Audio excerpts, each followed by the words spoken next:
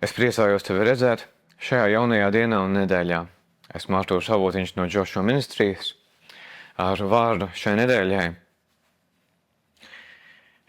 Ir tik ārkārtīgi labi neaizmirst to, kāds ir Dievs, ka Viņš ir tas pats, kas bija kādreiz, ka Dieva spēks ir nemainīgs, ka Dievs joprojām dara savus darbus, kad mēs Viņam uzticamies. Un mēs arī redzam cauri visai Bībelē kādu lietu, ka Dieva spēkā var teikt arī tā, ka Dievam, mēs to redzējām arī Jēzus dzīvē, ka Viņam paklausīja arī dabas spēki. Un to ļoti bieži mēs redzam Dieva vārdā. Šajā reizē man padomā ir kaut vai nedaudzi šādi piemēri. Tieši konkrēti mani uzrunāja vārds zemestrīce šajā reizē kontekstā par Dieva varenību un to, ka tad, kad nāk Dievs ar savu spēku, tad pat zeme var drebēt un trīcēt. Mēs to redzam, piemēram, pirmajā ķēniņu vēstulē, grāmatā, pirmajā ķēniņu grāmatā 19. nodaļā ir pravietis Elija, un no 11. panta mēs varam lasīt tādu apbrīnojamu brīdi, notikumu, kad tas kungs gāja garām Elijam tādā varenā spēkā. Un arī šeit mēs redzam šajā 11. pantā vārdu zemestrīce. Ja, pēc tam pēc vētras nāca zemestrīce, bet tas kungs nebija zemestrīcē, ja, un tad pēc tam nāca uguns, un pēc tam bija šī mierīgā Dieva balss, bet mēs redzam vārdu zemestrīce šajā raksturvietā. Tālāk es vēlējos izlasīt, jo mēs dodamies tālāk uz jauno derību, Mateja evaņģēlija 27. nodaļā no 51. līdz 54. pantam. Mēs arī redzam ļoti apbrīnojamas lietas. Tad, kad Jēzus nomira krustā, kāds Dieva spēks izpaudās. Mateja 27. no 51. panta. Skatoties, un redzi, tempļa priekškars pārplīsa no augšas līdz apakšai 2 gabalos, un zeme trīcēja, un klintis šķēlās, un kāpi atdarījās. Un daudzo svēto miesas, kas dusēja, cēlās augšām, un tie izgāja no kapiem pēc viņa augšām celšanās, nāca svētajā pilsētā un parādījās daudziem. Bet virsnieks un tie, kas bija pie viņa, un sargāja Jēzu, redzēdami zemestrīci un visu, kas tur notika, ļoti izbijās un sacīja, patiesi, šis bija Dieva dēls. Tad mēs redzam to, ka zemetrīcē klintis šķēlās. Mēs zinām arī to, ka aptumšojās debesis, sacēlās liels negaiss, kad Jēzus atdeva savu dzīvību par mums. Un pat mirušie cēlās augšām. Mēs redzam šo Dieva spēka manifestāciju šādā varenā veidā. Tālāk mēs redzam arī kādā citā raksturvietā. Vispār šo raksturvietu ir ļoti daudz, bet es gribēju ņemt arī kā piemēru no Jāņa atklāsmes grāmatas 6:12, piemēram, šādu pantu. Un es redzēju, kad viņš atdarīja 6. zīmogu, tad notika liela zemestrīce. Saule tapa melna kā saru maiss, viss mēnesis tapa kā asinis. Vēlreiz, Dieva spēks, Dieva godība ir tik varena, ka pat zeme nespēja īsti izturēt un sāk drebēt. Rodas zemestrīce. Dievs ir varens. Un Dievam ar savu spēku, viņam nav jālielās. Dievs, ko viņš vēlas, to viņš var darīt. Un viņš var mums atklāties ar savu spēku, tad, kad mēs viņu meklējam. Pat ja daudzi saka, kur ir Dievs, kur ir viņa varenais spēks, tas neatņem, šis jautājums neatņem to, ka Dievs ir varens un spēcīgs.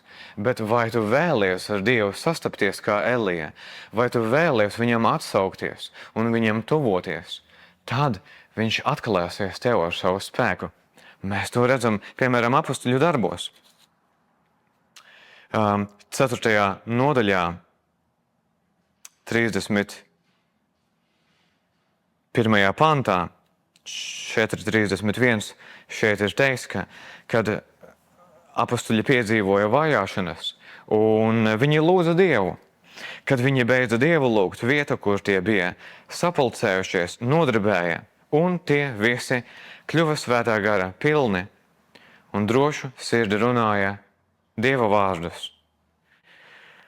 Lūkšana bija tik spēcīga, tā nāca no viņu sirds dziļumiem. Vieta, kur viņi bija sapulcējušies, nodarbēja, un tie visi kļuva svētā gara pilni, un viņi droši sludināja Dieva vārdus, tik vareni.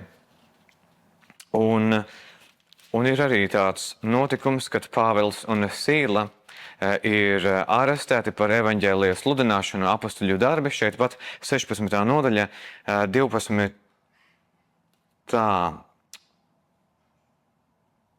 Jā, viņi šeit tiek arestēti, un 16.25. Šī būs pareizā rakstu vieta. Un šeit ir teikts, ap pusnakti Pāvils un Sīla lūgdami Dievu dziedāja slavas dziesmas, un ieslodzītie viņos klausījās.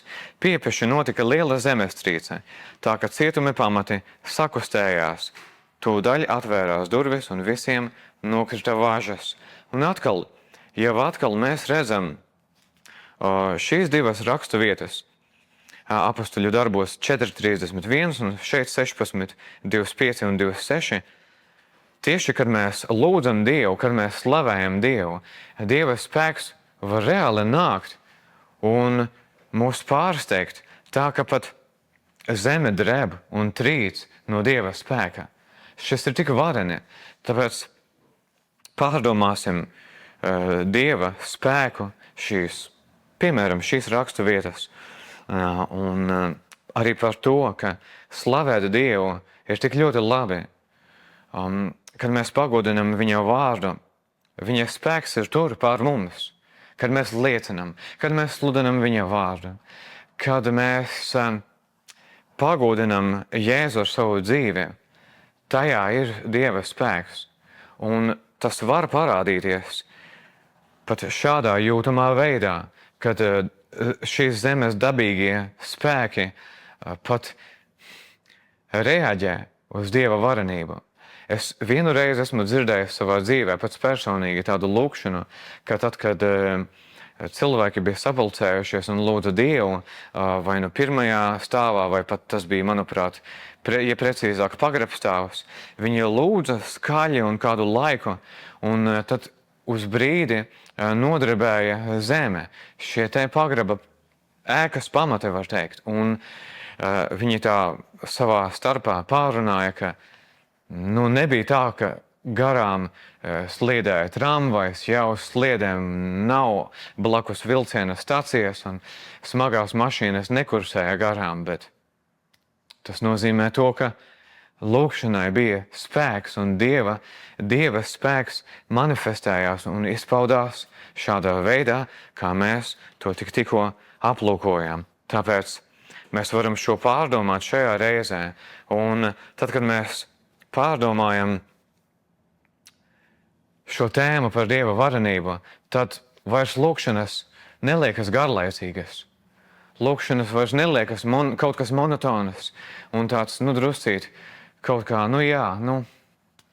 lūdzam, tāpēc, ka vajag, un, gan jau tā, Dievs dzirdēs mūs.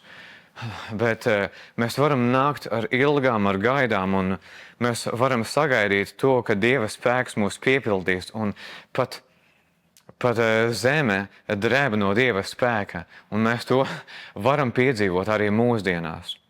Un Dievam nav tādu apstākļu, ko viņš nevarētu sakustināt. Dieva spēks sakustina zemi tā, ka tā trīc. Un Dieva spēks, kad mēs viņu lūdzam, kad mēs viņam jau pasakamies, katrā lūkšanā, katrā pielūgsmes laikā, Dievs var sakustināt katru apstākli, katras grūtības var reāli tās var sakustēties, tās var tikt sapurinātas.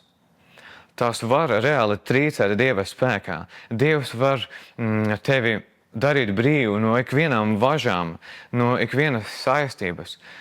Dievs var savā spēkā vienkārši nākt un tevi darīt brīvu, jo viņa spēkā, tad, kad tu nāc pie viņu, kad tu viņu lūdz, kad tu viņu slavē, kā mēs redzējām, kā to darīja Pāvils un Sīla, visas važas krīt, gan dabīgās važas, durvis, zeme, māju, ēku pamati.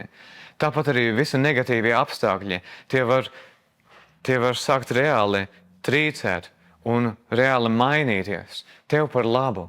Dievs var atbildēt reāli uz tavu lūkšanu, kad tu nāc viņu meklē, viņu jau slavē un jau pateicies. Tajā ir tik ļoti liels spēks.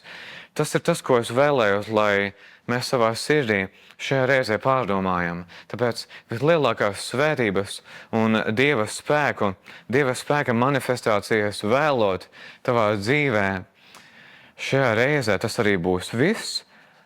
Esi bagātīgi svētīts un piepildīts ar šo vareno Dieva spēku. Kunga Jēzus Kristus vārdā es šo lūdzu un tev novēlu. Šajā reizē tas arī būs viss. Āmen. Tiksimies jau nākamajā nedēļā.